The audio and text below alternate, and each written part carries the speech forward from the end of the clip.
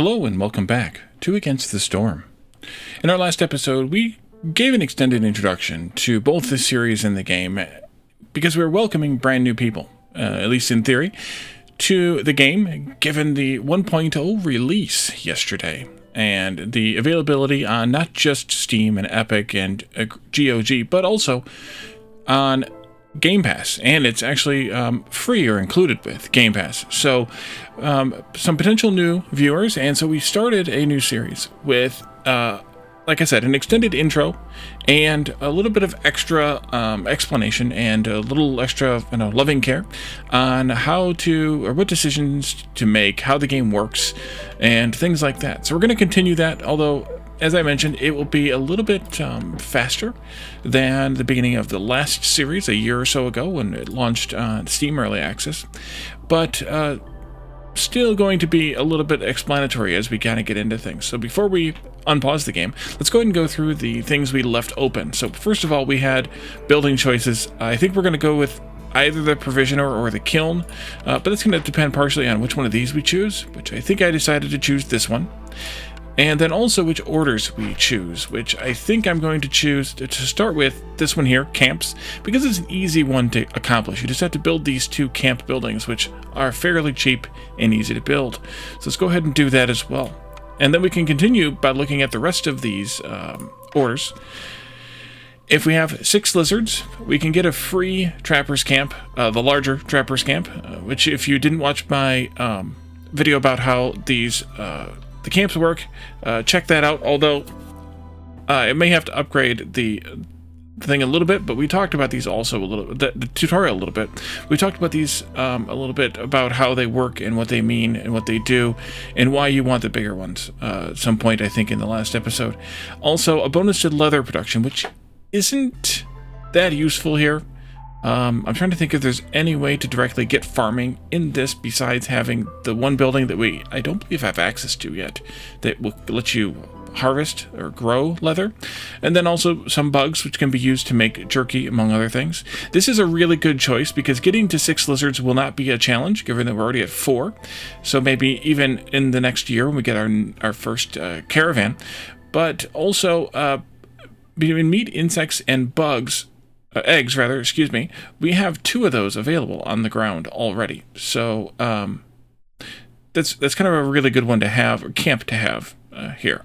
We can also have lizard resolve above 10, which won't be too bad because they're already at 7 by sort of default, but those next 3 points will take a little bit of effort to get to, so maybe this isn't the greatest one here, but it's not bad. If I didn't have this one, I would probably go with this one. But also there's clearing glades. If you complete any one glade event, which we haven't even gotten into talking about what glades are yet, or glade events specifically, I guess we've talked about what glades are a little bit, but this gives us 30 jerky, which is a cooked food, a complex food, plus some parts and some people. I think just for the sort of benefit of it, I think we're going to go with trappers here. And then finally, let's do opening up 4 glades. Well, we're going to open up some glades, so we could easily do that. Bonus to glade event carry. We'll talk about that when we get into glade events, what carrying means. And some bricks and planks, both of which are building materials. Or we can complete any 2 glade events to get 10 planks, 6 tools. And tools are used for working some of the glade events. But not as much as it used to be.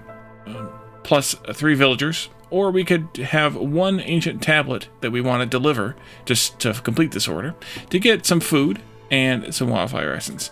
I think I'm going to go with the first one here, exploration. And so let's take a look at these building blueprints as well. The tough decision here is, do we go with this that has flour and packs of provisions and barrels, but barrels are less likely to get made in this biome, because flour is a good thing, although we'd have to get a farm, which we don't have yet, in order to be able to, well, we can make flour from roots, but flour is a good thing because you can make pie and biscuits from it, which are very commonly eaten complex foods. Or we could take the kiln, which gives us coal, which is a better fuel that we can make from wood, and it's more efficient as well, if you, at least possibly not counting the the worker cost to do the conversion. Plus, we get a bonus to a slightly better bricks recipe and a jerky recipe. We do not have, we do not have the building that has the 0-star jerky recipe in it yet. So there's kind of some math to do to determine that this is a better recipe for coal, for fuel, rather than using wood directly. 10 wood can get made into 5 coal. In a couple of different recipes, you need wood or coal or other things for fuel. And you can see that here where 5 wood is used to make 1 jerky, or 1 coal is used to make 1 jerky. So that's a 5-to-1 ratio, whereas this is only 2-to-1. So this is much better ratio to make the wood into coal, to then use the coal to make the jerky, rather than using the wood directly to make the jerky. That's one example. There's another example too. Let's just cancel out of this and we'll talk about it. There's another example too here. One coal will last you 40 seconds in the hearth as burning in the fire, whereas 1 wood will last you 12 seconds. So that's like 3 1/3 wood equals 1 coal, but we're going to get 1 coal out of 2 wood if we buy that conversion recipe. So there as well, it is cheaper to use the coal in here rather than using the wood in here, not counting the worker that it takes to do the actual charcoal making. The final thing, and that I forgot to actually talk about, is this bonus, this one right here, the Gift of the Woodlands. The Royal Woodlands are very lush and rich in timber. Trees give more wood. If you hover over a tree, and in all biomes but one, there is only 1 type of tree. If you hover over a tree, you will get a tooltip that tells you that the primary resource from this tree is 1 piece of wood, times 2 charges. But because of that bonus, we're also getting 100% chance for a second piece of wood from each charge. So that means that each tree we chop will give us 4 pieces of wood. It'll also give us a 15% chance per charge, 10% for resin, a 10% chance per charge for plant fiber, and a 5% chance per charge of egg. So that means that on average, we'll get about a 30% chance of 1 resin per tree, 20% for 1 plant fiber per tree, and a 10% chance for 1 egg per tree. So you can do the math on that to say, oh, I need to chop a little over 3 trees to get 1 resin on average, although we do have this, which gives us 2 resin every time we cut down a tree. Now, I assume that's only on the second charge, when the tree actually falls, not on both charges, based on the wording, but I've never actually tested it. But then also that you could, if you cut down 5 trees, you would get, on average, 1 piece of plant fiber, and if you cut down 10 trees, on average, you would get 1 egg. But we also have eggs on the ground, possibly here too. Also, there are other resources on the ground. Here, besides the trees, we have Flaxfield, which gives you 1 plant fiber per charge. And there's 20 charges in this node and 20 charges in this node. And they also give you a smaller chance for clay and bugs.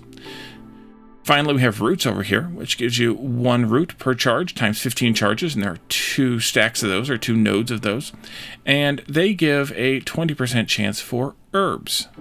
So I think what we want to do, short story long, what we want to do is probably take this kiln. The kiln's a really good building to take early in the game. It's not one of the top 2 categories, in my opinion, but it's a really good building to take early in the game. Well, it's actually okay in the second category. The first category being camps and farms, and because those are used for gathering materials, and the second category being materials, crafting materials, or building materials rather. And so we get actually a choice for 3 different building materials here as our first and 3-star choice on these buildings. Sadly, we already took a 1-star brick recipe, so that in my star economy theory, reduces the efficacy of this building's bricks over what we already have. We can already make a 1-star brick at whatever the recipe was, but we can also make a 2-star brick, which is quite a bit, or 3-star brick rather, if we take this, which is quite a bit cheaper. So that's a possibility. Pottery is also a good choice in this biome because we have clay available to us, and you have to make pottery from clay. Whereas, and then also fuel. Whereas in other biomes, you don't get clay very much, if at all. So pottery is useless in those. But this one's a good one to have pottery in.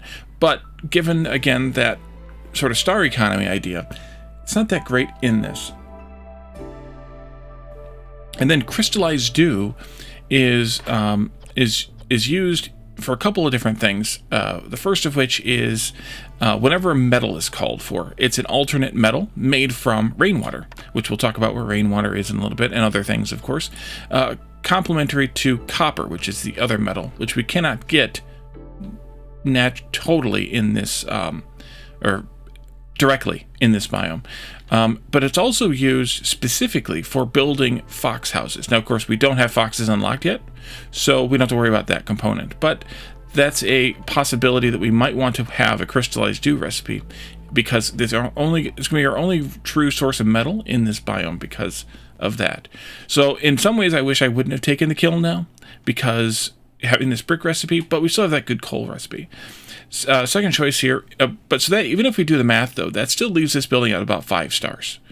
The lumber mill, 3-star planks. We could really use a good plank recipe. Planks are used a lot in building.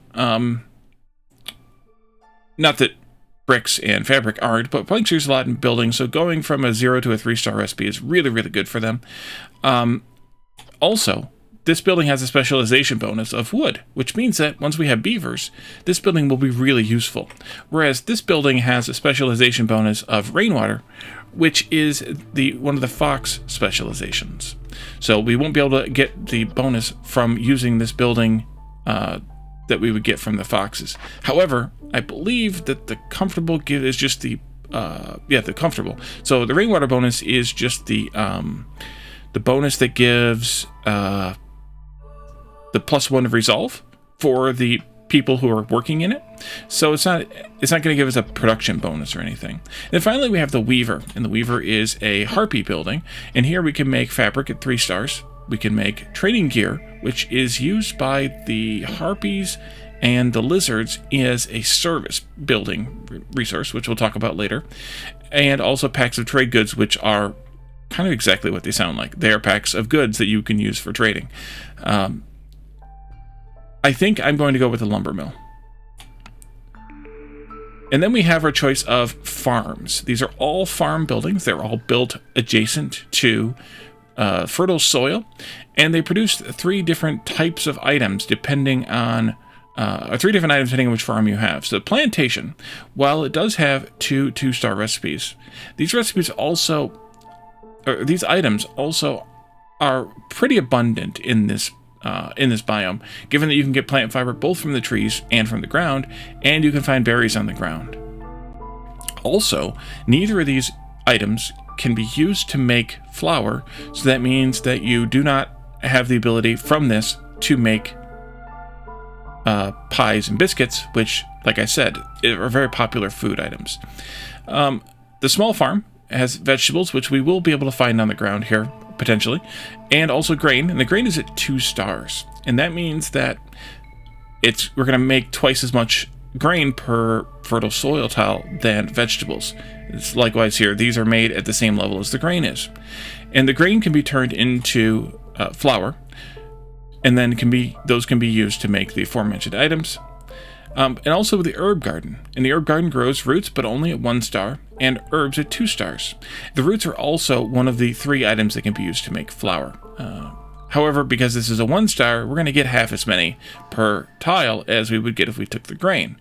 But the herbs are really good for picking, for making both pie and biscuits, because both of them use herbs in the ingredient as the secondary ingredient. So, in the old days, the small farm was my favorite, and it still is really good, but given the option between the small farm and the herb garden, I lately have more defaulted to the herb garden, because having the herbs here in abundance means that I can crank out those baked goods once I have a recipe for them, and the herbs are also used for some other stuff that's really useful too, which we'll get into in just a bit.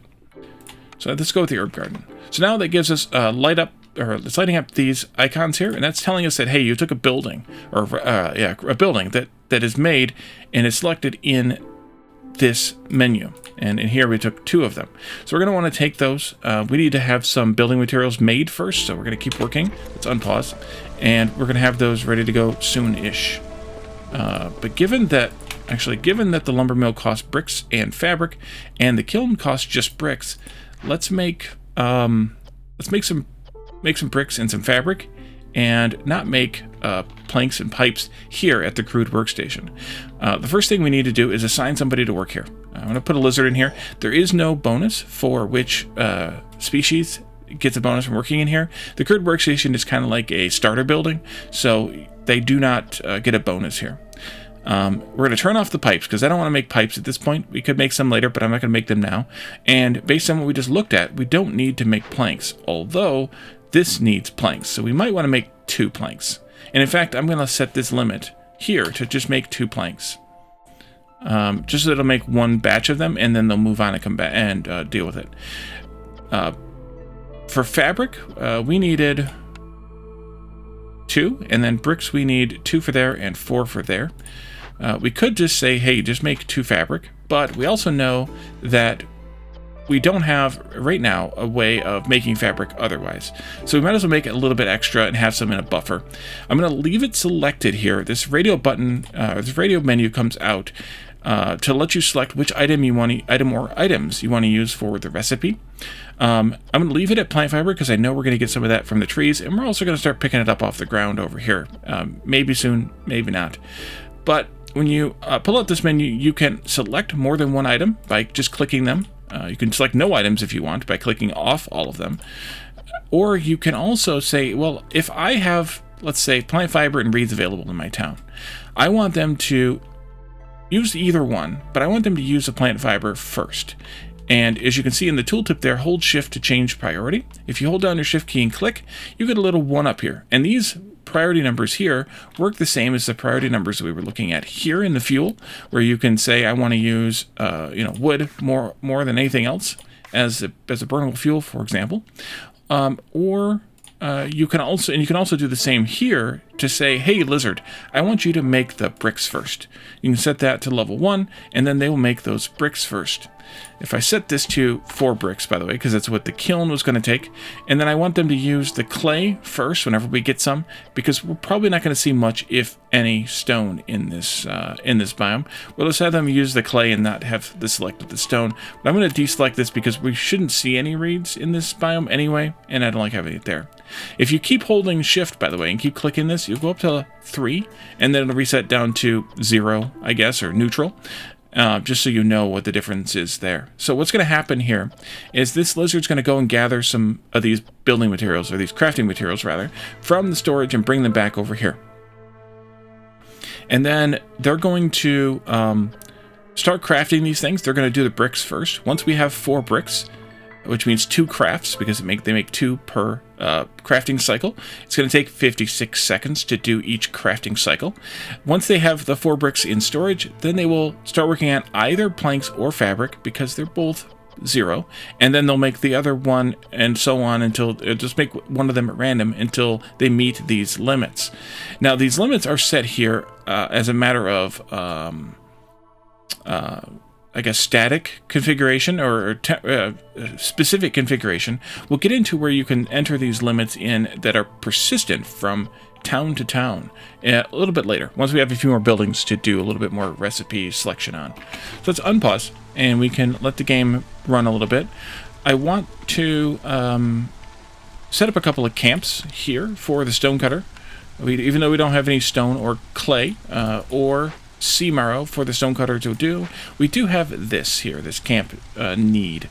And then also I want to do a harvester's camp, and I'm going to put that over here because for 2 reasons I put these nearby the storage. Because it's a shorter distance for them to walk to build the things from the storage, because they had to collect the materials to do the building.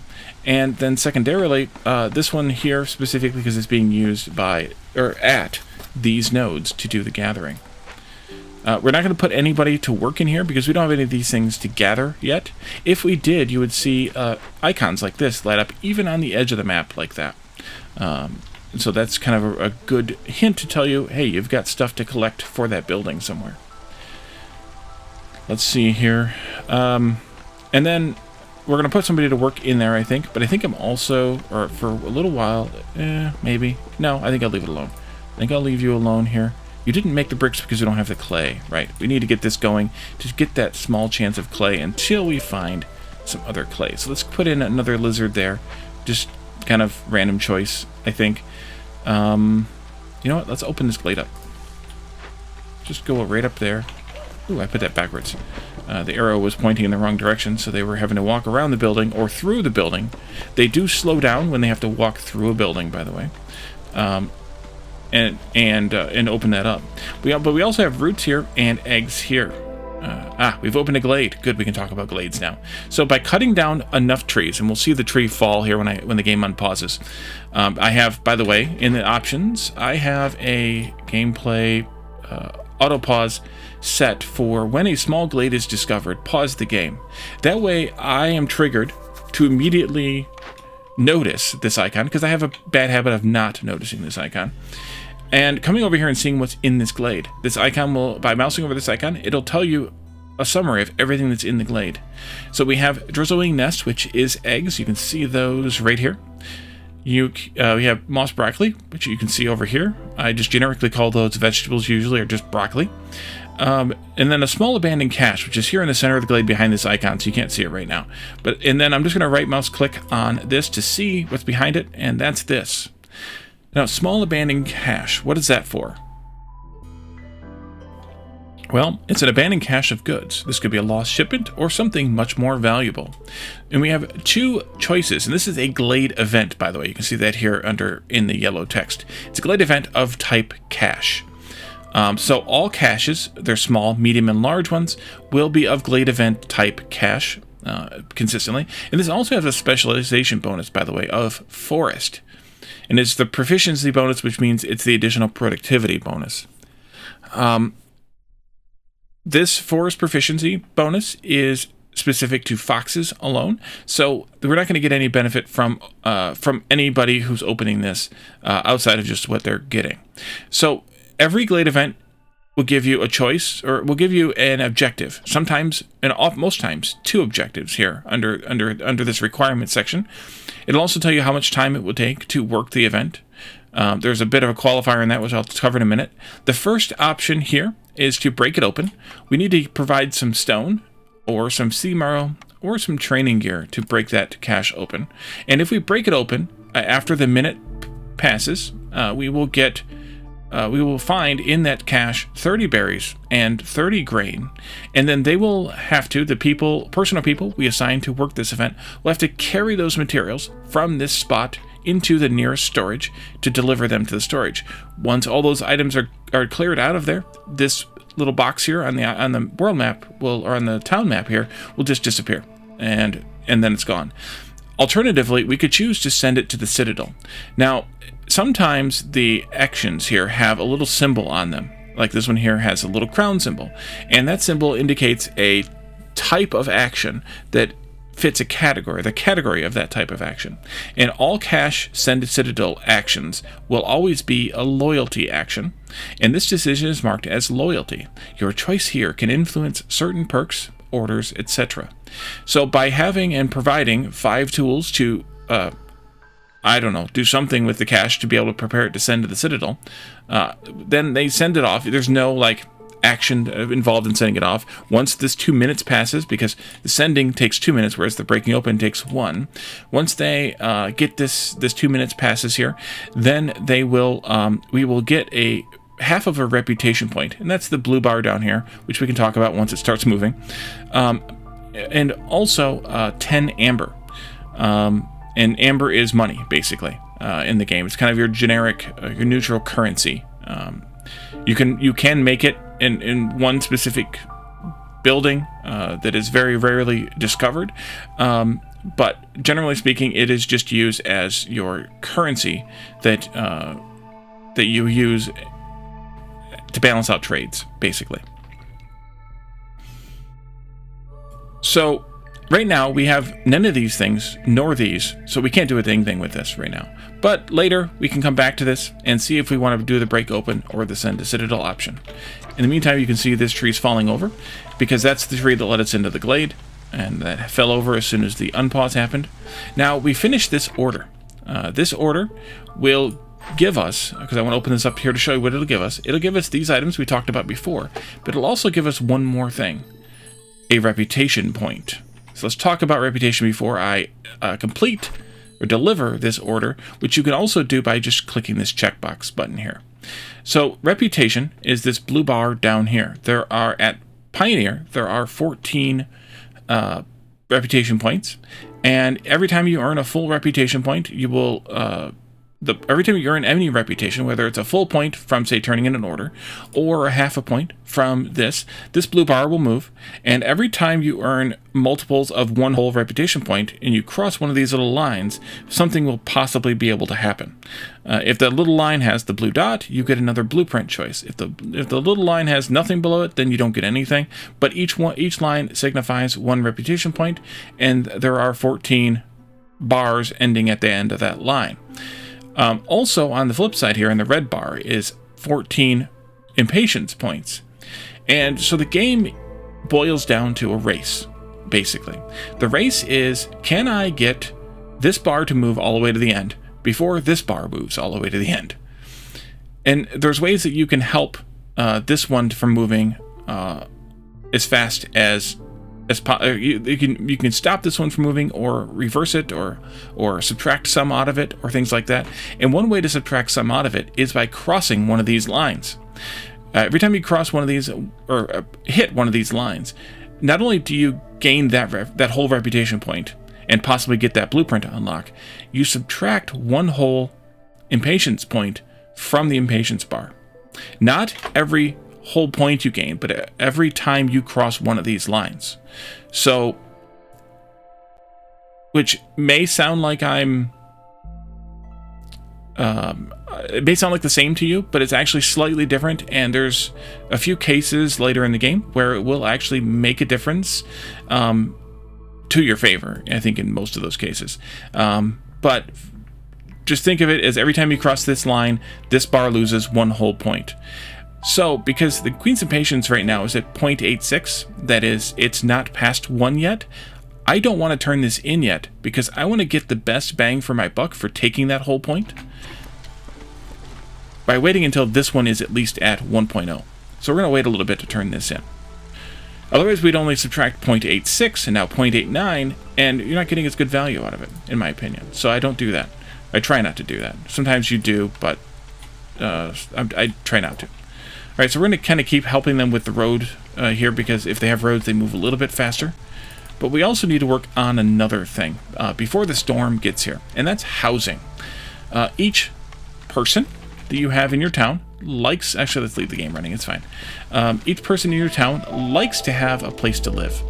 They can be happy with basic housing, but they're even happier with species-specific housing. However, we only have available to us the basic housing, the shelter. And since we have 6 people here and 4 people here, that's a total of 10, which you can also find up here. The rest of these numbers are, hey, I have 1 free builder, 1 person who is not assigned another job, and so their job is to go around and do different building tasks. Who I think right now they're trying to get this built, but they're still waiting on some planks. And then I have 10 people who are homeless, so I need to build enough homes to house 10 people.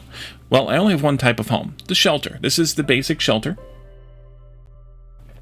It costs 10 wood to build, and it can accommodate any villager, but won't satisfy the need for species-specific housing. Has to be built near a hearth, can house 3 residents. Now, what does it mean by near a hearth? Well, it's talking about this orange pseudo circle here. So we have to build our houses within this circle around a hearth. And if you didn't see my tutorial yet on the ancient hearth and the small hearths, there's also a small hearth that you can build later, once you have the materials for it, that will give you another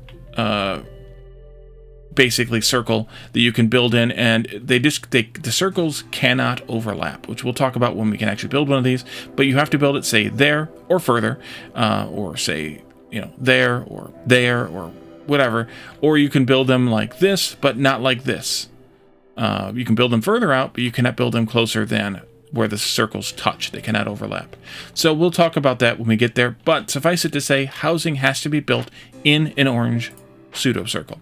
So let's build a couple of houses. We need to build eventually 4 of them. but I'm going to build 2 of them, and I'm going to point the little arrow out at the road just because I like having the arrows pointed at the roads. Let's also do this. Now, we talked about somewhat of how camps work. Oh, by the way, we have a few people, 3 people at one time here, standing around the hearth. Well, what are they doing? You can click on them and find out what they're doing. Let's see. Does it not say? Oh, is that the lizard? No, that's not the lizard. It doesn't actually say what they're doing. But what they're doing is they are... Come on. Click the one. They are just waiting. Or they're resting. We talked about the rest periods. You can find information on how often they rest here. They rest every 2 minutes for a certain amount of time. It doesn't say how long they rest for, but they rest every 2 minutes. And a season in this game, by the way, if you haven't watched the tutorial on seasons, a season in this game is 4 minutes for drizzle, 4 minutes for clearance, and 2 minutes, by default, for the storm. The storm has way later in the prestige ladder, doubles in length, and also all 3 seasons can be modified using cornerstones and perks that you can pick up along the way. So let's unpause again. Are we at 1? We're at 1.13. Let's turn this in. That'll get us some resources like, hey, clay. We could use some of that. And also, what else do we get? Reeds? So let's actually pick the reeds here then. That way they can be made. But we're going to set that priority back to 1 because, well, we want to use the plant fiber first when we have it on hand. We made some planks, so they're making this. That's good. We can turn off the planks now, by the way. We don't need to make these 2, but since I just noticed, and they're already 3/4 of the way through the craft, I'm going to let them continue crafting planks. And then they should hopefully go and get some of that clay, now that we have 15 of it, and make some bricks. This was 6-2 for the 0 star. The 1 star was probably 4 or 5-2, and then we saw that the other recipe, the 3 star was 2-2. So you can kind of see how the efficiency works out. Since we turned that order in, by the way, we passed or reached this reputation point mark, which gave us a blueprint because there was a little blue diamond there. Yes, I know, choose a blueprint. Thank you. So we have another blueprint choice that we can make. And here we can choose the carpenter, which has another plank recipe. This also is a beaver specialization building, but since we took the building with the better plank recipe, that plank recipe is useless to us. However, there is a tools recipe here and a pack of luxury goods recipe here. Now, the tools are going to take one of the 2 metals at quantity of 3, plus wood or planks, wood at 8 quantity, planks at 2 quantity, to make 2 tools. And this is another one of those, hey, how efficient is it for me to use X versus Y? Well, 5 wood becomes 2 planks in this building alone. So that means that even just having this building, you're kind of foolish, in a way, at least, to use the wood here. You're much better off using the planks because the 2 planks can be made here with 5 wood, or we could use 8 wood to make the tools. Other than the additional crafting time, the additional 42 seconds that it takes to make those planks, it's cheaper to make the planks. And then also luxury goods are a pack that you can sell to traders, and this uses those 6 service oriented goods that we haven't really talked about yet. But since we already have the plank recipe, and that's the strongest recipe this point in the game for this building, maybe we'll pass on this building, even though having a tools recipe might be good. We could also, or otherwise, take the brewery. The brewery allows you to make ale, which can be made from a couple of different things here, including grain and roots. Notice these are also the 2 of the 3 things used to make flour. And then also it needs a vessel. There are 3 types of vessels in the game. Pottery, which we talked about when we were looking at whichever building it was we were looking at, the brickyard. Water skins, which are made exclusively from leather and another secondary ingredient, or barrels, which we saw on one of the buildings also. I can't remember which building that was either right now, but it was on the provisioner. And barrels are made from planks and metal. Now, sometimes you'll get a recipe like ale where it'll take 2 pottery per craft or 2 water skins per craft, but only 1 barrel per craft. So ale is a really good thing to make with barrels because it's a little bit cheaper, assuming the barrels aren't ridiculously expensive for you to make. A little bit cheaper to use barrels here with ale versus using pottery or water skins if you have them. If you don't have them, then obviously you use what you have if you want to make ale. Whereas on pickled goods, you can see that all 3 numbers are the same for their vessel. And pickled goods are, you can pickle any of these 5 ingredients in a vessel, basically, is kind of the idea. And then finally, this building also has packs of crops, which you can take any of these 4 crops and package them up and sell them just like those other packs we were just talking about. For now, I'm going to move on to look at the third building. The third building is the cookhouse. It has skewers recipe, which is an edible, which is food, cooked food, which is a complex food, also called a complex food, and certain species prefer it. We can look at whether these two do or not. Biscuits, which is one of the other complex foods, cooked foods that some species prefer, and then pigment, which is an ingredient used to make other things.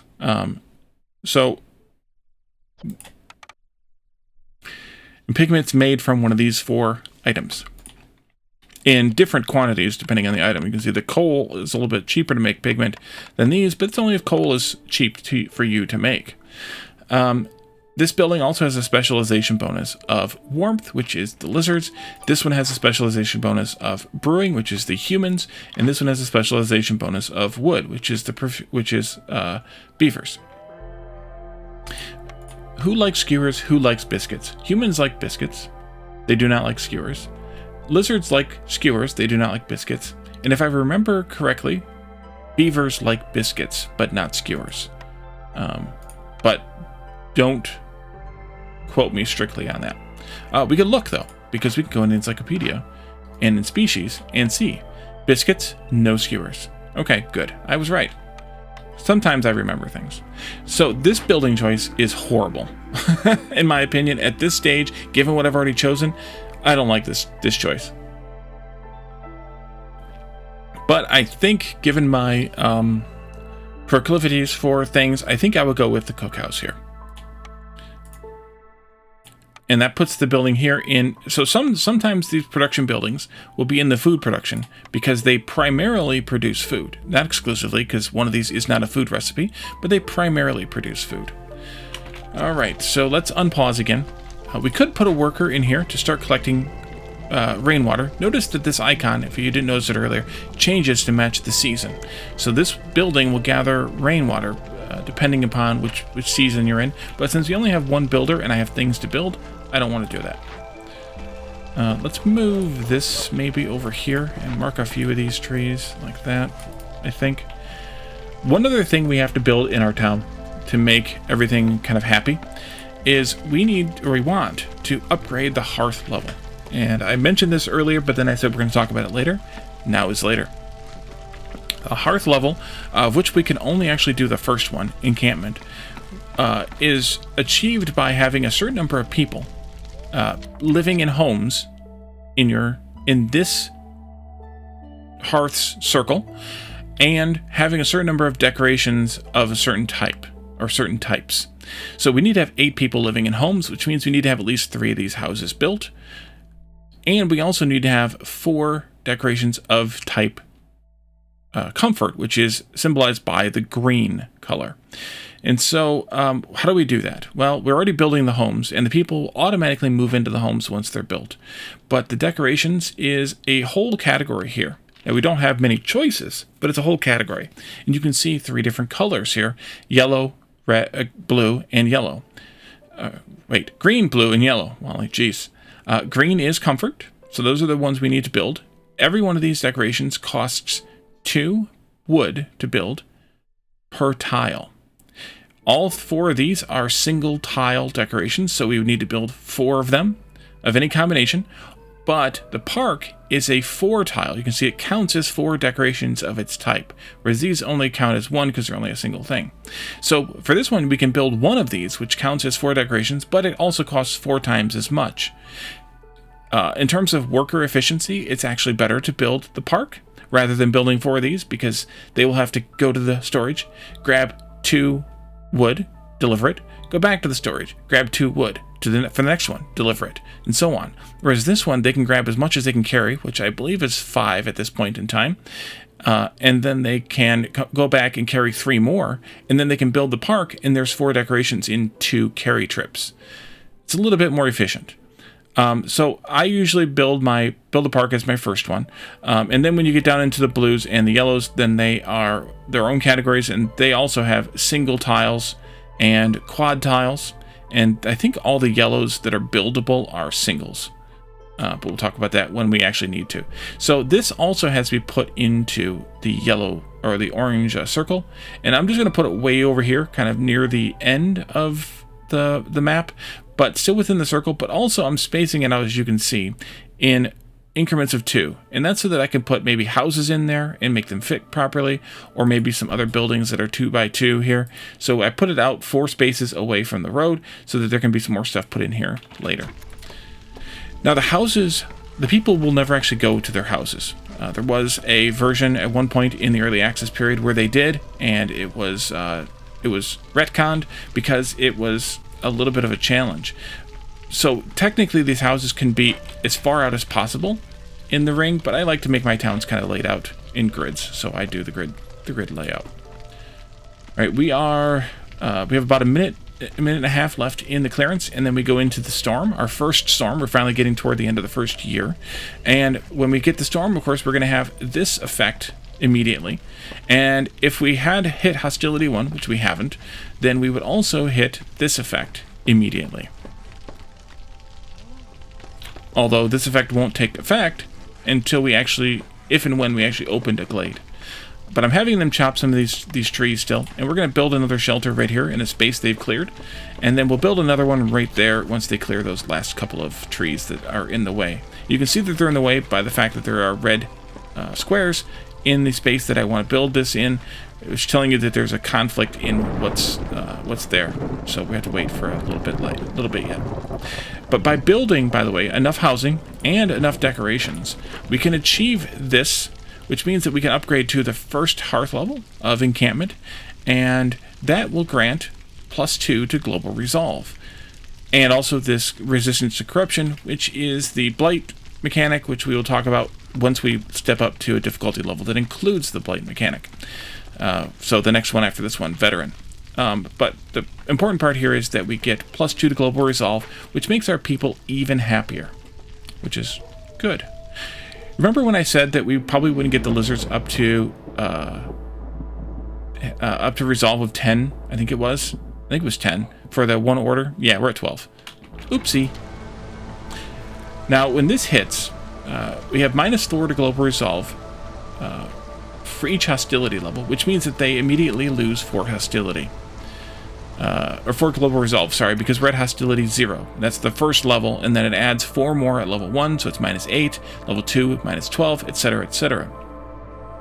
So that affects everybody equally, and so you can see over here that the humans, which were at 19 just before the storm hit, and the lizards, which were at 12, have started stepping down in their current resolve. The humans are now down to 17, and they're aiming toward, or they're heading toward 15 as their stable point, whereas the lizards are here at 11 still, down from 12, and they're heading toward 8. And you can see those two numbers, 11 and 8, there in that tooltip, as well as the 17 and 15 here. Now, why are the humans falling faster?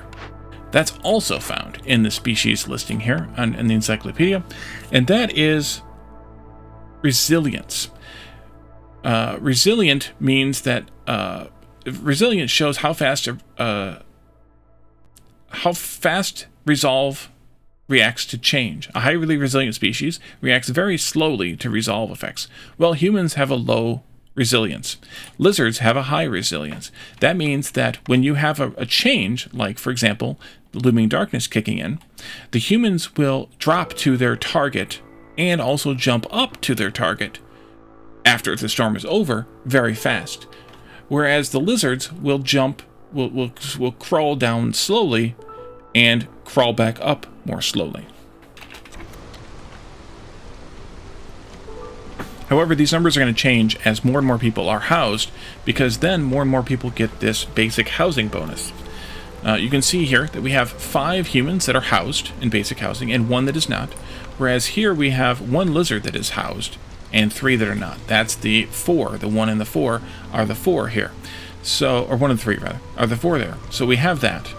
By the way, you might see these numbers jumping around. That's because I'm mousing over by accident this favoring button, which favors this species and boosts their resolve by 5.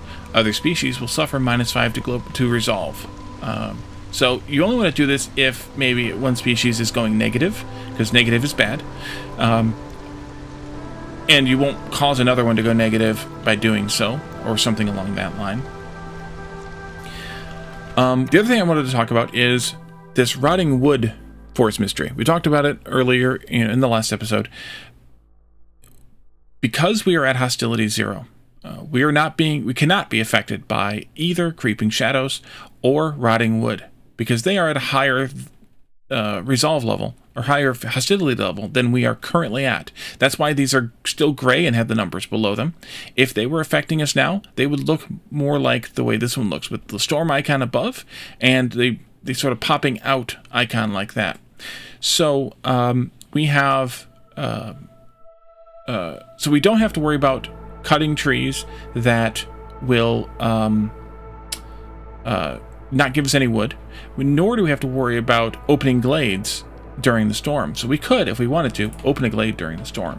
And maybe, just maybe, I will. In fact, more than maybe, I'm going to, just to prove the point, I guess. Let's open up this glade here.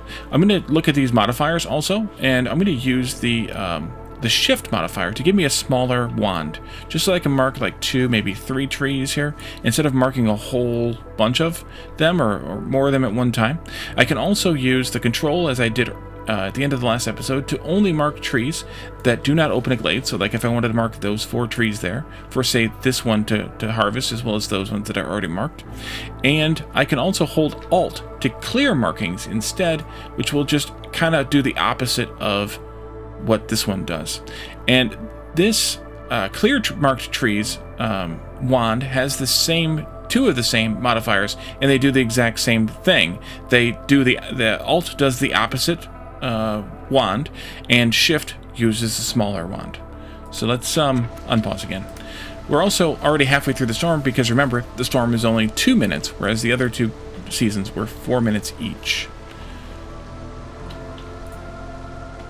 Open sesame. See, one of them went over here and started chopping over here, instead of doing what I had marked closer for whatever reason, probably because of reasons. But we opened up this glade anyway, and we found a flax field, which is the same thing as we have here, although we are down to 1 of these. They've already harvested 1 of them completely. Fertile soil times 11, and there's 3, by the way, flax fields in here. Kind of all stacked next to each other. And then a small encampment, which we can talk about in just a bit. The fertile soil will need to have a farm. Hey, we happen to have a farm that we can build. The farms have, you can leave it on pause. The farms have a range on where they can be placed to cover the fields and be able to plant and harvest onto those fields. So we can place this maybe in this area.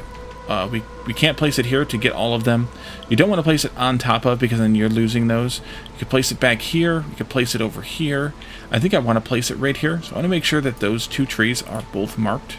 So they kind of aren't. And I also want to just kind of mark these to get this thing opened up. Pause here, because I want to do some stuff. So we're going to get these trees cleared. We're going to get that farm built. But we also have to build farm fields on the fertile soil in order for one of those farms, they're all listed here, to be able to plant and harvest from them. So we're going to get those placed. These are free. They do not cost anything to build, but they just take time to build. So every year at the beginning of drizzle, 2 things will happen.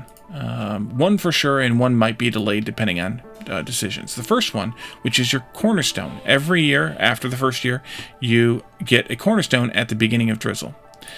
The cornerstone choice is, once again, 2 choices.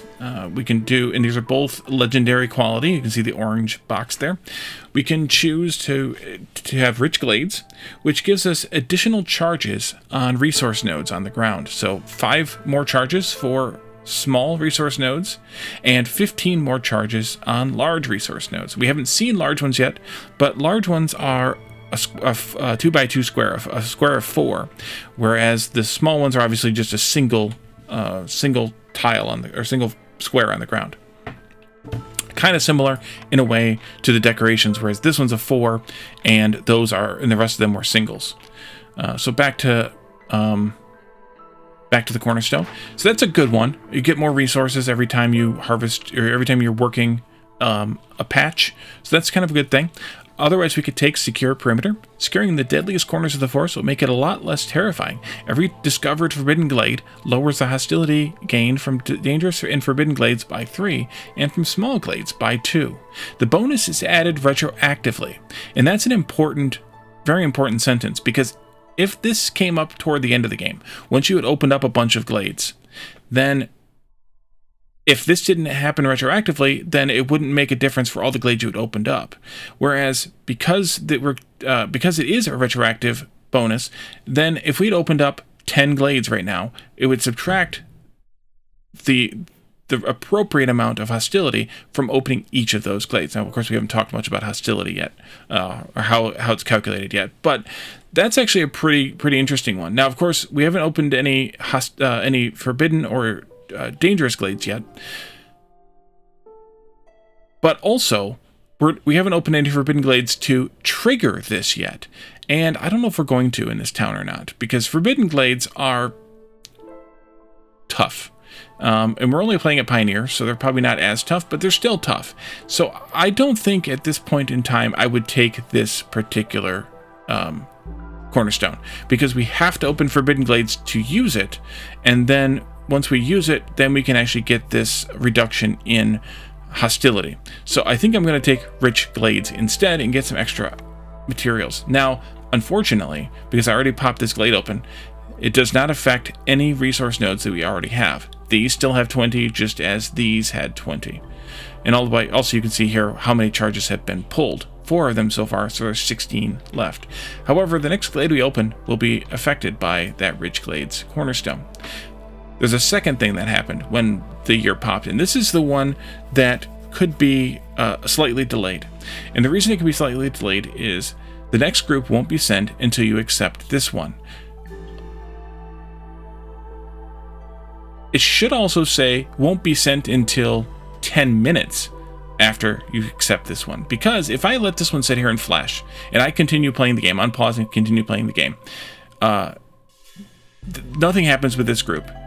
And then I can accept them later if I wanted to. But then next year, when it's time for the group to come, the next group won't show up until 10 minutes after I accepted this group. And remember, a year is 3 seasons, 4 minutes for the first one, 4 minutes for the second one, and 2 minutes for the third, which is exactly 10 minutes. So that 10 minutes is very important, and so that's why I kind of wish it said it there in the tooltip. But in this group, we can take 2 beavers and a human, with some berries, some stone, and some coats. Coats are kind of a unique item.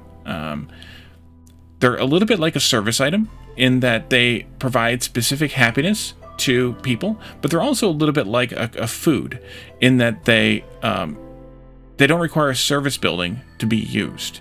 So they're kind of in between a food and a service item, complex food and a service item. Or we could take 2 humans and a lizard.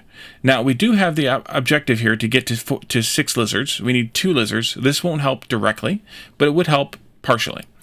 But I want to get a couple of beavers in our camp, so I want to take this group. By the way, 4 bricks here and some eggs.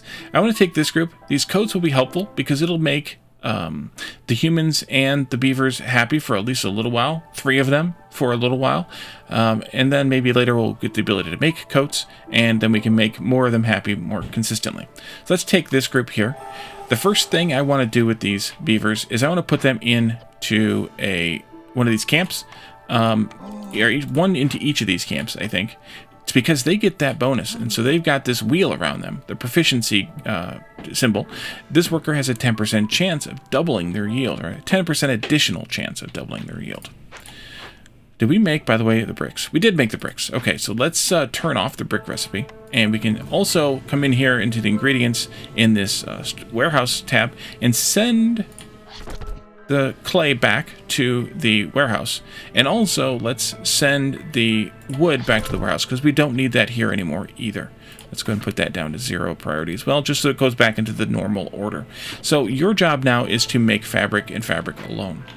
I want to take this building, this kiln here, and get it going, get it built, so that they will start making the coal, and also so that we can make some bricks for a little bit cheaper, 4 to 2 as opposed to 6 to 2, a little bit cheaper.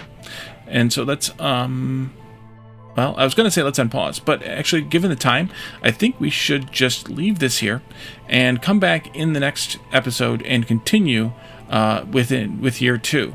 Now, you can see that the beavers have popped in here. They're in line with everybody else. That means we're also going to have to house some more people. We now have 13 total people, which means we're going to have to build not just that 4th house we haven't built yet, but also a 5th house to get everybody housed. So we'll have to do that in the beginning of the next episode, and we'll also keep chopping trees. We'll keep doing building and expanding, and we'll also talk to these folks at this small encampment and see if we can recruit them into our town, or if we can send something to send them to the Citadel and get a nice reward for it. But we'll talk about that at the beginning of the next episode as well. So thank you all for joining me, and I will see you all then.